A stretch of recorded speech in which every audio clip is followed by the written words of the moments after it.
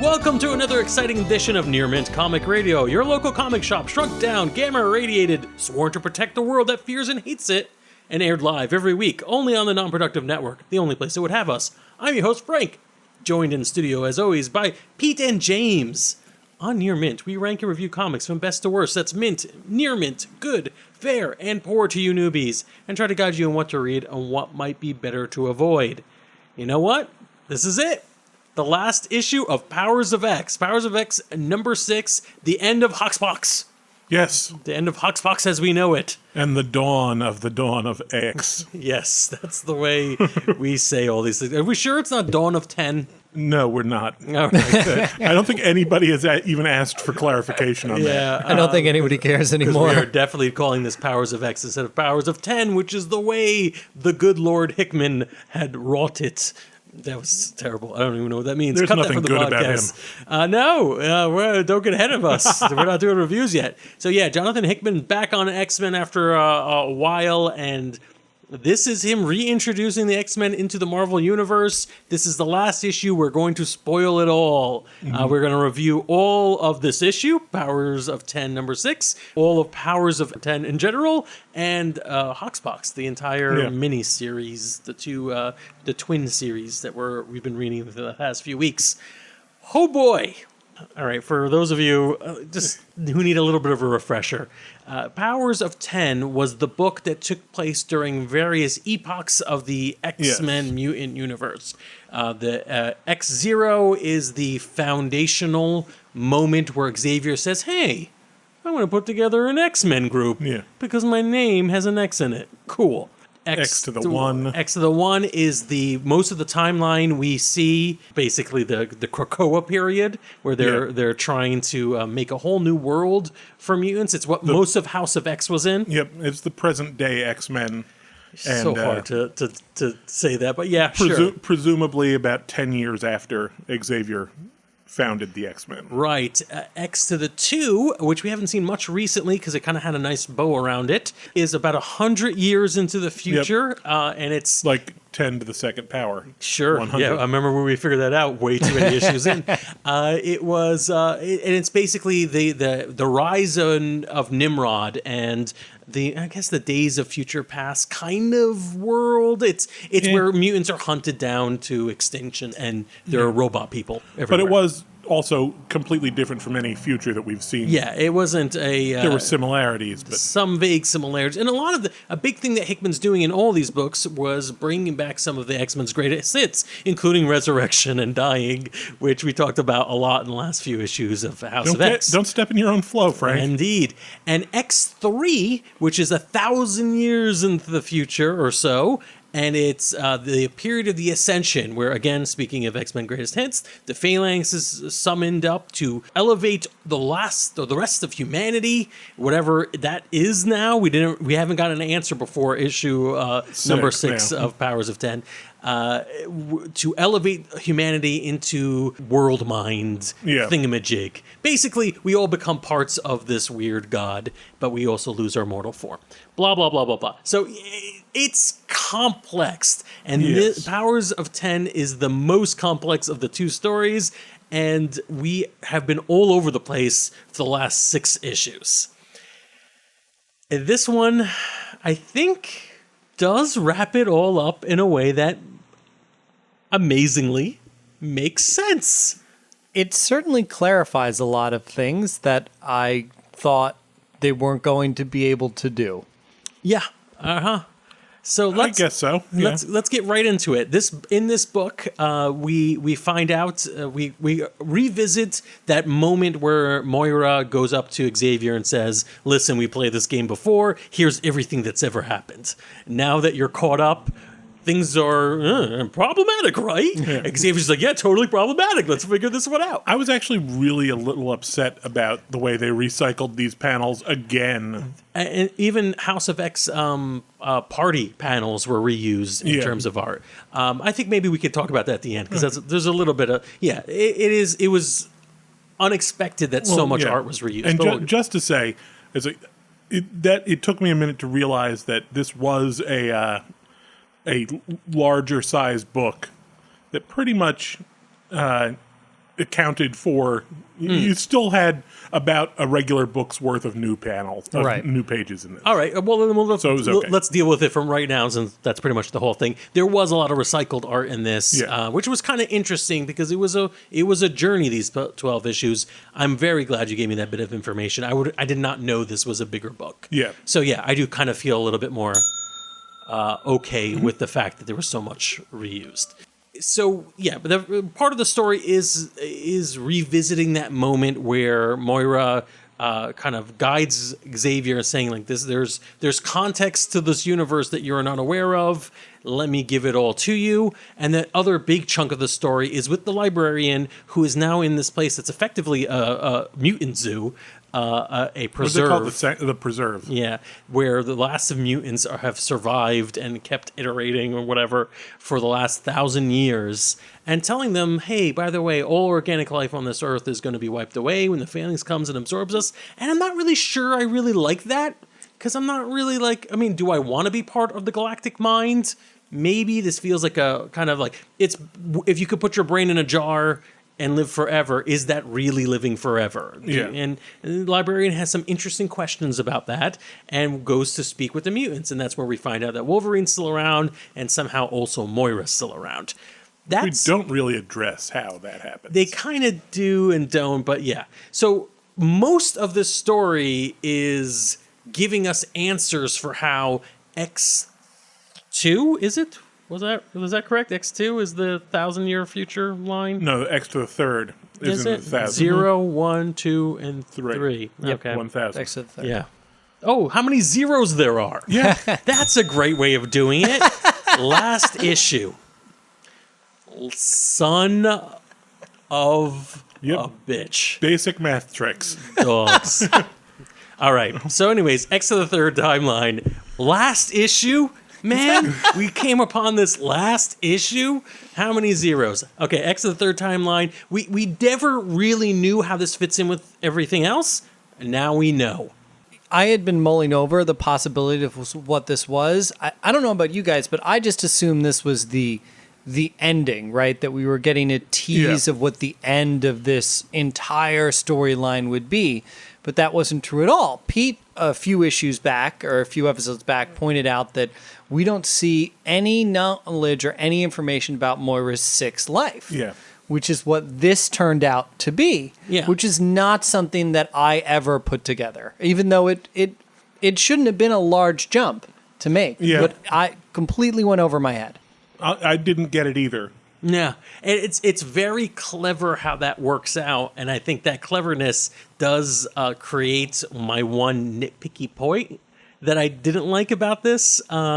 But I guess we'll get to it when we get to it. So effectively, X0 and X1 are part of the Marvel universe we have always kind of known, more or less, and it's certainly part of House of X. It's where we are now. Krakoa, let's build a nation, let's have a resurrection machine, all that. And Moira's current lifetime. Well, yeah, I guess current is very hard to determine. It's the one that we are now going to be following up on in future X-Men. The one that Moira's we're 10th. experiencing. The The 10th. X to the 2 timeline, which is 2 zeros, 100 years in the future, son of a, was tied into Moira's 10th And I life. believe it was the 9th. The ninth life, you're right, Ninth correct. life, Ninth yep. life. And now we know that X to the 3 was tied into her 6th life. So it's literally the same gimmick from that big twist book from Yeah. a few issues back where Wolverine Including kills Wolverine killing her. Wolverine kills Moira to send her back so that the X-Men has information on the creation of Nimrod, the Mother Mold. The same gimmick is done again for us to learn the big secret that is looming over all of X-Men. And perhaps the most shocking thing that Xavier learns that day on the bench is that X-Men or mutants always lose. No matter what, they're going to lose. With a sample size of 9 times. Yeah, it's when you think about it in that context, it's like, huh, yeah. I literally, that did occur to me. I'm like, oh my god, what would make them keep fighting? The heroic, the guts that keep pushing after finding out you lose in 9 different scenarios. All right, maybe. I could see why they kept trying. Can you imagine an Avengers Infinity War Oh, Doctor Strange went. I looked at 9 different futures, and we don't win in any of them. I would love to see a version of Doctor Strange reading this comic going, just looking down at Moira's. Now, Get on it, meme artists. Yeah. Oh my God. Who just wrote that one for you? I feel like maybe Moira's look at these timelines are a little more detailed than Strange's, we would hope. Yeah, I was about to say Moira's from Moira's point of view, and maybe she could project that somewhat into Xavier. It's pretty traumatic. You're living for 1,000 years, multiple times, or around that, just to have to start over again. I don't even want to go back to save points. It wasn't even after 9 tries. Because the go first time she just lived a normal life. Yeah. And died and then woke up. The There was second less one, than she 9. never even met Xavier. She died on a plane crash on the way over. Yeah. Also, she's starting to fight this at least by timeline 9, right? Assumably, they might have done this a few times before that intentionally as well, right? Having her die so they get the information they need, they try it, they see if there's a different outcome. I didn't have a chance to do it. I want to go back and take a look at those timelines as they were outlined to see what, if anything, changed after 6. There in her approach. I have read a couple of breakdowns for the other timelines and what could have happened, but to be perfectly honest, the other breakdowns weren't that interesting. They are addressed in the book for the most part, if I'm correct. But there are things like in this timeline, I tried killing everybody who was responsible for bringing about AI, advanced AI, and then I realized AI was an inevitability. So let's talk about the inevitability. So one thing we might want to talk about is a little bit about whether this was a recycled surprise. In a way, I think that is a fair argument, although I don't know if the surprise aspect was as necessary. Did you want to address that point? I do think there's something a little more clarification we get to this that makes it a little more interesting. I think if I'm interpreting the stuff we've read and the stuff in the notes and the stuff they said and the way the librarian talked, we get a finality to Moira's surprise, right? He seems to suggest that if Moira dies now, that his eventuality will never come to pass. Assuming she will do something to stop it from happening, yes. Or even that parallel, that multidimensional parallel universe theory is not applicable here. Right? Meaning not that he dies by Wolverine's hand, but if he were to leave and then let them just do it, that his timeline will not play out in its own way, right? That Moira's lives overwrite the last one, which I think means a hell of a lot. Oh, yeah. I think that is part of this, that when she resets, like all the lives that aren't the life she's currently living, the 10th life, which is what we assume is her most recent life, are lives that didn't happen. Although we've had characters who've questioned that existence, I think, to her, saying like, "Oh, what does that even mean? Where I don't exist if you don't make it?"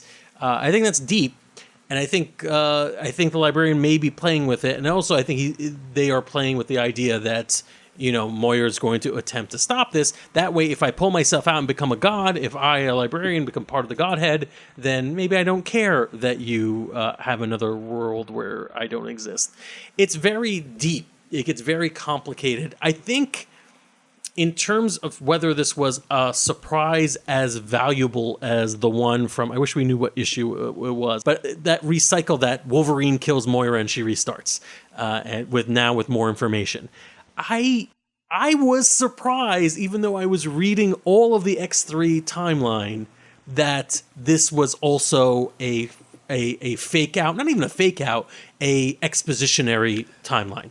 And I think because I was surprised, this whole reveal was worth it. I totally agree with that, particularly because they give you all the information to put it together. They show you that the 6th timeline isn't happening. They show you this trick that, they've done it before. It's all there. I feel like you definitely could have made that leap and guessed this was the missing timeline. I just didn't.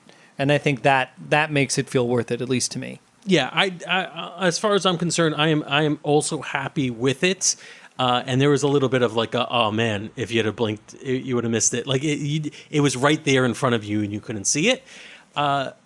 And I think it's a very interesting way to bring up another really great concept Hickman is introducing to the X-Men here. So what we've long established with mutants is that mutants are the next evolutionary leap for humanity, right? That is the inevitable future for humanity. Mm-hmm. But, and then you could get it. You get the like junior high / high school science that suggests that mutants and evolution and etc. Even though typically mutants don't have laser beams coming out of their eyes, you get it. But this book does a wonderful job of introducing, or just laying bare what exactly humanity is doing with machines to circumvent that. And effectively, there is another branch of humanity. This isn't just introducing yet another like weird alien race or like Inhumans or any kind of other fictional thing. It's, I think the word for it, I lost it. You have it in front of you. Homo novissum. So I'm literally the worst person to ask for that. Yeah, Novissima. Okay, great. Thank you. By the way, for those of you interested, Homo novissima essentially translates into like newest. Okay, Yeah. cool. That makes sense. This other branch of humanity is arguably, I know this is controversial in the real world, where we're heading in reality. Eventually, we could theoretically, we avoid natural selection because we're no longer doing this naturally. Genetic engineering outpaces evolution by leagues. It's certainly the subject of our best fiction, you know? Yes. Very diplomatic way of putting it. And some of our most terrifying nonfiction, actually. Yeah. But the concept is really, it's sound. It makes sense that the librarian explains it to Moira and Wolverine. Mutants are an evolutionary response to an environment. You are naturally occurring. But what happens when humanity stops being beholden to its environment? When man controls the building blocks of biology and technology, evolution is no match for genetic engineering. So yeah, I mean, it is an interesting concept. If you're thinking of mutants as simply just the next step of evolution, and we've always had this kind of humans backed by machines, usually Sentinels in X-Men comic books, are the natural enemy of mutants, that dichotomy was always just sort of like fun. It was action figures and toys. Now it's almost real science. It feels at least informed. It's like almost hard sci-fi. You know what I'm talking about? Almost. Does any of this make any sense to you? Yeah, I get where you're going with this. I just put a couple of things together, and I think Hickman, whether intentionally or unintentionally, told us how this whole thing is eventually going to play out. Oh? He told us that the heroes win. Because if you remember, the librarian goes into the fact that if he's allowed to become part of the world mind, then the world mind exists outside of time and space and wouldn't allow her to continue going back. Yeah. So that means that however it happens, the good guys win. Well, the good guys, or, I think the good guys is what confused me. Yeah, the X-Men prevail. They prevent... I don't know if that's necessarily true, because think of it this way. The humanity almost made world mind in Moira's sixth life. And the only thing that stopped them was Moira dying a few minutes prior. If she had been killed a few minutes prior, they could have done it. So I feel like Moira can keep... I think that they can allow Moira to keep resurrecting and not be harmed there, as long as there's a version of it where she dies before... whatever the ritual... Where they achieve their stuff before she dies and resets. I think if she dies before...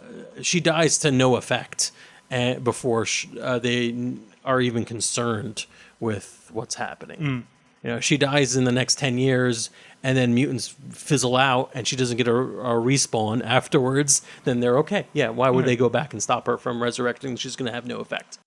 We did, though, if you want to talk a little bit about teases, if in the supplemental material between the kind of rehash of the party, we do get a look into some of the future of what's going to happen, as well as kind of a look back at Moira's narrative for this whole thing, which I found really fascinating.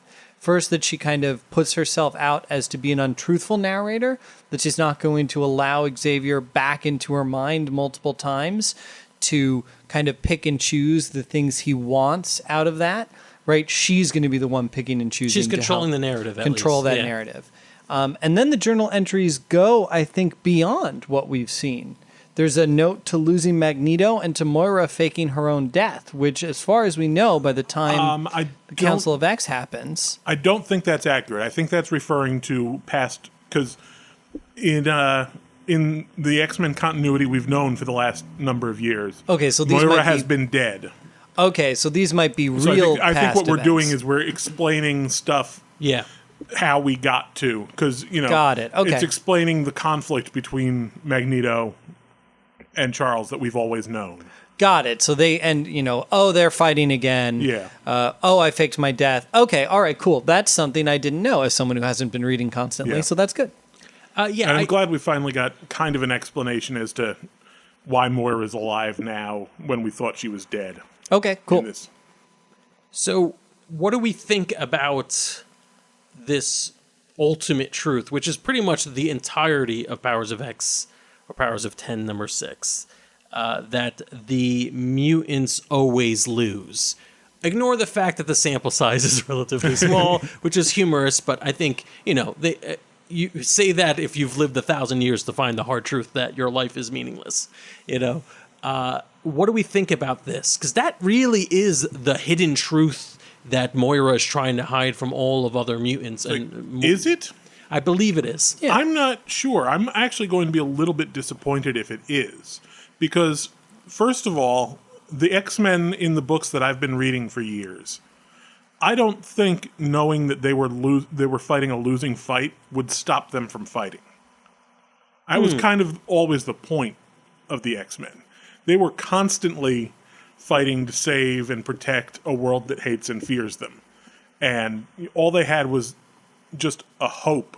Right. But this is removing that hope. Right? So what this is basically saying, and it's not to say that Xavier will not become like evil or that is being influenced by someone else, but the what we have in front of us, only the 2 miniseries we've got, suggests that part of why Xavier is behaving differently now is because that hope was eroded somehow, that Moira broke him to some degree.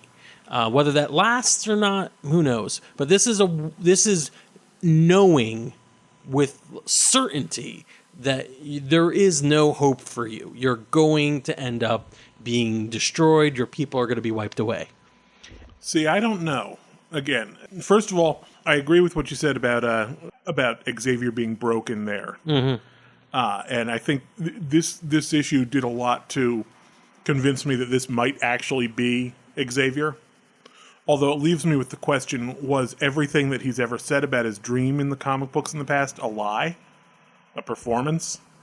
Since the moment where he's broken takes place before he found the X-Men.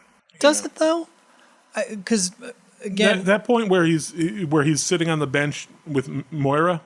No, because Moira goes and says, Yeah. I will have to break you. I get the impression that it's like, this is something I will work on over time. So I do. I have and a from feeling- the interstitials afterwards. Yeah. Exactly. Yeah, no, you're right. They're on the bench. She even says that, you've never changed, you never lose hope. It's not a compliment. Right. Right. So I think he's still lingering, although he's gotten horrible news. He's like, there's still something about him that is the Xavier we've known through all the years. But at some point or other, the reality of how extreme this all is does seem to break into him to some degree. I'm curious at what point in the history that we've read so far that's supposed to happen. I think this is the grayest thing about what these books do, is at what point does the Moira we know, because it feels almost like the Moira we've seen in normal continuity was one of the earlier, like her third or fourth life seemed like it was the Moira we always knew, but this suggests it isn't. Right. James, what do you think about the hopelessness that this introduces? I don't know. It's kind of the hardest thing to process from this issue. I think, like Pete, I've always seen the X-Men as people who have always been fighting a losing battle, and I don't know if the reality of that would change them, only maybe because it's such a big concept to wrap your head around. Like, honestly, if you had come to me and said, hey, I've seen all future outcomes of this world because I've been reincarnated, I would probably, even with all these crazy powers, it would still be a hard concept to grasp and believe and really wrap my head around as being so finite.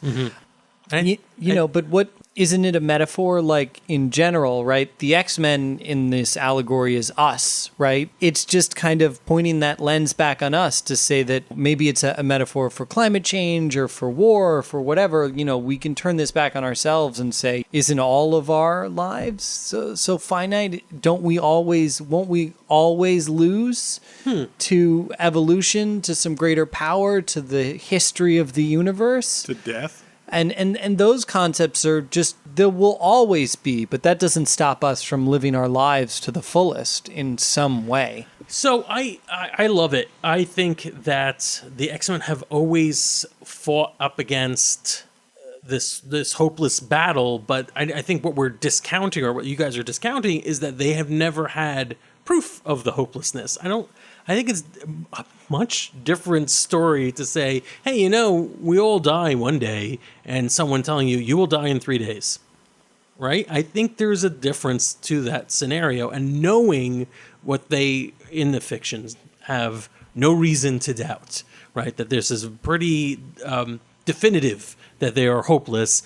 Having that be the sword of Damocles over the X-Men's heads is much more interesting than, well, there's a secret thing that Moira is not telling you. She's actually infected by the MacGuffin virus, and that this is going to. I think this is much more interesting, and I think it's still core to what the X-Men end, fighting against a world that fears and hates them. But it's folding that back into the mythos, back into the story of what the X-Men are doing. They are not inevitable in a way that is a good thing.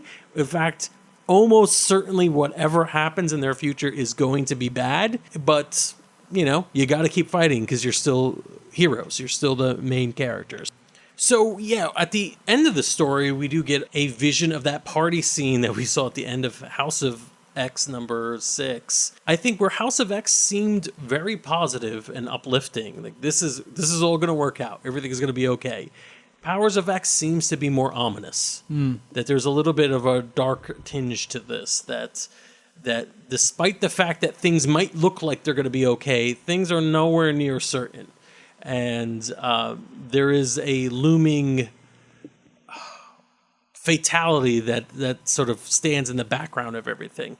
This is where I like the reuse of those same panels, right? It's it feels a little cheaper with the Moira stuff in the beginning, but here, because of the tonal change, feels stronger. This party doesn't, in my mind, instead of there being happy music and all of the, the yub nub, as Pete said last time, this is kind of, it's got like this dark and kind of like strong presence to it, and Eric's particular statement, at the end, where he will die, over and over again because he's not ashamed of what he is, and accepting kind of honestly what sounds like a brutal lifetime of work, just it stings a little bit. It hurts in a way that you don't want to imagine. I think we all struggle with the idea of having to work for what we want, but this seems awful. Yeah, I it was very unsettling for me, partially because of my read on what the truth is out there, that this is almost inevitable or destined to fail for them, that they're going to keep pushing and in fact make things worse for themselves somehow. Pete, do you have a read on this scene? I'm curious about yours, if you have a different read on what the truth might be. I honestly don't know what to make out of this scene. Honestly, it felt kind of tacked on to me. I didn't get an awful lot that we didn't already know. I guess my biggest question from it is, what is Magneto? Or what does Magneto think he is? What does he mean by, I'm not ashamed of what I am? I think it's a bad person, like a villain, a mutant villain. I think that's core to who he is. And, if peaceful solutions don't work out, he doesn't mind crushing humanity. Because I think there is a future for X-Men that aren't necessarily willing to play ball with humans anymore. I think as evident from the whole incursion into the space base. I think it also adds a little bit more to that looming apocalypse shot, which seems maybe a little out of place in House of X. Yeah. It kind of draws a parallel between him and Magneto that I don't know if they've, and you can tell me if they've committed to a bit stronger in other versions of these characters. But I've always seen as Magneto never quite going as far as Apocalypse, but that might be different here. I don't know. I think, I kind of disagree with your point that Magneto is the villain. I've never really seen Magneto as a villain. I think to humanity is what I mean. Like,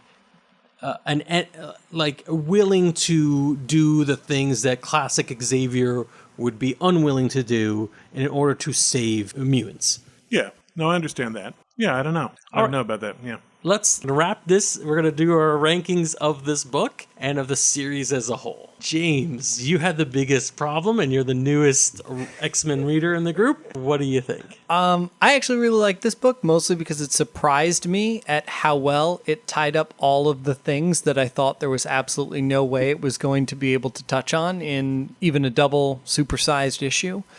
So I'm going to go straight out and give it a mint. Really? Yeah, I liked sounds it. Good. How about Powers of X in general? Like Powers of X as a whole, I think, is rockier. Really? It's so tough because it's hard to separate it from House of X and all of the stuff I loved with House of X, particularly because a lot of big moments from the timeline that plays out in House of X is in this as well. But I think it fumbled a lot more than House of X. And it was a little bit harder to follow, maybe intentionally, because of the things they were trying to hide. But I mean, also just as a new reader, it was a reader who's not as stooped in the lore of these characters. I definitely found myself scrambling for material and trying to figure out some things that I just didn't know, some context I just didn't have. So I'm going to give it a near mint. All right. Same score, but more of an asterisk to it. Got it. All right, Pete, what do you think? Let's see. By the way, are we going to do all of HoXPoX after this? At the very end. Okay, yeah. good. I'd say for Powers of X 6, I have some issues with clarity in the book. And I was impressed with how they were able to bring... It's hard to call it a conclusion, because this really is a stepping off point. Yeah, it's an introduction, this whole thing. Yeah, this is the prologue. But I think Hickman managed to make it a satisfying conclusion to the journey that we've just taken in a way that was better than I was afraid it was going to be. I can only give this one a near mint, All right. just because of the problems. As for the entire series, Powers of X, ambitious. Very ambitious. I admire Hickman trying to tie in almost all of X-Men's past into this, including, the use of the phalanx, which I totally did not expect going into this. I think it was a little bit too nebulous, and I wasn't entirely left with questions that I necessarily want answered, I guess. So I'll give the series a near mint. All right. So for me, Powers of X number 6 and the entire series, we'll get the same score. I'll try to use less words than my other two hosts have used. I think that the story had an incredible range to it. It was impressive that there was so much touched upon in the X-Men universe in these books, but there were times where I just felt like, oh, this is interesting. Almost the entirety of X3 up until the very end, I was like, all right, whatever. I'm not sure what this fan fiction is, but okay, cool. But I did really enjoy how this all played out. However, I do have one gripe that I will bring up before I read my rank, so I'm taking it back. I'm going to use more words than you guys. I don't get the chronology or the numerology of Moira's life spans. I don't understand how this one that is explored in this book, and how Powers of 10, number 6, was her 6th incarnation. Meanwhile, Nimrod was number 9. Right? That feels... I mean, I'm in my head, I'm already coming up with reasons for it, but it feels like, all right, first thing I'm going to do, 1,000 years, end of the world, figure out how this all goes down, and once I do, I'm going to go back to the beginning and tell everyone. I mean, that's how I do it. But okay, and then you figured it out, and then you're like, oh crap, how did that Nimrod get made again? All right, fine. One more life. This actually sounds exactly like how this plan would go if I were doing it. Maybe that's why. So my only problem with it is the numbering of it, because I'm like, well, why did you, like, it seemed like the Nimrod thing should have been the last thing you researched before trying your 10th life. But now I love the idea. The two great images from this podcast is as Doctor Strange going, just shrugging off Moira's 10 attempts to look into the future, and Moira going, damn it, what? I forgot. I didn't look up Nimrod creation. Damn it, I knew I should have done that the last time. All right, Wolverine, do that thing you do. All right, 100 years. But anyways, my review for Powers of X, damn it, Powers of 10 is near mint. Triple near mint. Woo! Now, Triple near minty action. if you look into our history books, or to the podcast logs, also? House of X, I believe, as a series got a triple mint. Yeah. I think we all gave it a triple mint. And now Powers of X got a triple near mint, which is pretty damn impressive. I think we need to discuss HoXPoX in general. Let's do Rose and Thorns. Your least favorite things, your most favorite things. Try to be concise about it, and we'll just do this. James, would you mind going first? I think my least favorite thing was, I'll double back on the stuff in Powers of 10 that I think was just a little bit hard to follow. Yeah. Like you said, the last timeline, it's like, this is a thing until... That's cute. All right. Yeah, until, it was like, this was an important thing, I guess. The best thing is just, I honestly think the Moira reveal was just so awesome. Very good. Very good. We'll do our rankings at the very end. Pete, how about your Rose and Thorn? Rose, I'd have to say, was Hickman's respect for the source material. Mm-hmm. It's like you could tell that he wasn't trying to erase anything that happened before. Right. Thorns, a little too complicated, I guess, which is a weird thing for an X-Men book. Like, wow, it's too complicated for an X-Men book? But yeah, Impossible. I kind of felt that. All right. For me, my Thorns were the ones I brought up last time. There were a few interstitial areas. I felt like, who's narrating this? Who's writing this? Because so many of them are so strong, even the ones in this book. Moira's journal is very much Moira's voice. But some of the things like, Xavier has been powerful enough to do this 3 times. It feels like a weird flex. It didn't have it wasn't accurate, and there's a couple places where the story just sort of meanders in worlds that you don't know mean anything until well later. But the Rose is 100% how much Hickman made me think about X-Men mainstays, including things that I didn't even think were X-Men mainstays, like Resurrection. Right? I would have jokingly said, oh man, X-Men dying, what else is new? Like at a comic book shop. Here I'm like, oh, that's part of them now. That's part of what they are about. And mutations versus genetic engineering, the whole thing, so deep, so brilliant. And that's why I give HoXPoX a mint. I'm giving the entire thing, all 12 issues, a mint. James? I would say the same thing. A mint. As Pete kind of said, it is just so ambitious. The fact that it even comes close to delivering on some of this stuff is worth me, particularly as a new reader, kind of overlooking some of the problems I had with it. There's a part in this where, in one of Sinister's asides, he talks about Thunderbird, a mutant that may have been the one he took the mutant gene from.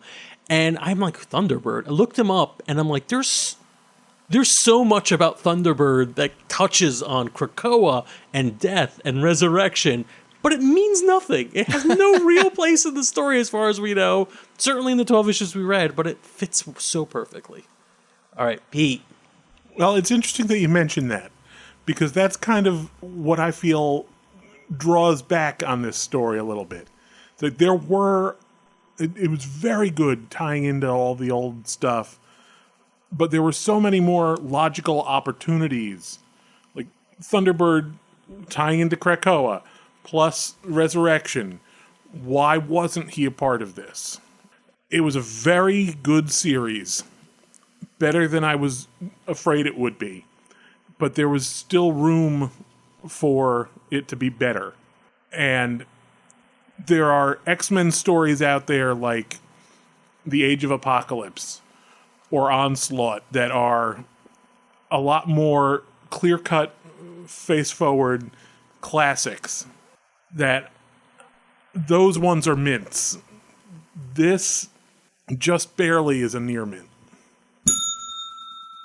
And this podcast is also just barely a near mint. I think one thing we've discovered is that this run on Hickman is 100% going to be vital for you if you want to read X-Men in the next couple of years. Oh, definitely. Right. It is the intro to the Dawn of X, which is the X-Men comics we are reading now, just released or revealed at New York Comic Con. A slew of comics coming from the house of X Ideas. Has anybody I have looked into these? And I have a couple of the titles I want to run off real quick. We've got X-Men, Marauders, Excalibur, X-Force, New Mutants, Fallen Angels, all #1, all coming out in the next few weeks. Actually, I think maybe coming X-Men from between now and November 13th. Yeah, all right. Yeah, X-Men is next week. I'm very excited to be reading X-Men books again, which, I mean, if anything, that's what it does. That's what this kind of thing is supposed to be about. A couple of highlights from that. Marauders, which is X-Men pirates, essentially. Of course. That does sound awesome. Led by Kitty Pryde. Actual tales on the high seas.